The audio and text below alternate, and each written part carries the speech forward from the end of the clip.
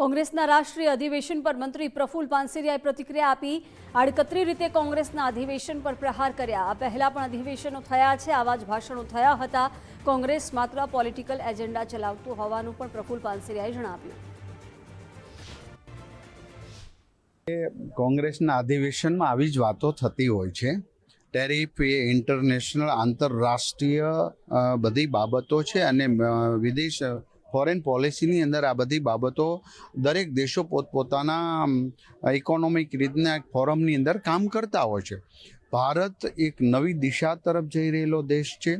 આદરણીય નરેન્દ્રભાઈ મોદી સાહેબના એ નેતૃત્વમાં દેશ આજે આખા વિશ્વની અંદર ભારત ઉપર જ્યારે નજર માંડીને બધા બેઠા છે ત્યારે ટેરિફ શું ગમે આવશે તો એનો સામનો દરેક દેશ પોતપોતાના રીતે કરતા એમ ભારત કરશે।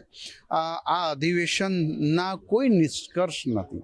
ટાઈમ ઓફ વેસ્ટ ટાઈમ કરી રહેલા છે। દેશ માટે ચિંતા હોવી જોઈએ, એક પણ પ્રકારની રાષ્ટ્રની ચિંતા આ અધિવેશન કે મેં અત્યાર સુધી વાતો સાંભળી એમાં નથી આવ્યું। માત્ર પોલિટિકલ એજન્ડા લઈ પોતાનું શાસન સ્થાપવા માટે આવા પ્રયાસો કરી રહ્યા છે અને ગેરમાર્ગે વર્ષોથી દોરવાની વાતો કરી રહ્યા છે અને આ જ વાતો પાછી દોહરાવી છે। એટલે આ અધિવેશન તો થતા રહે છે ને દર અધિવેશનમાં આવી વાતો થતી હોય છે।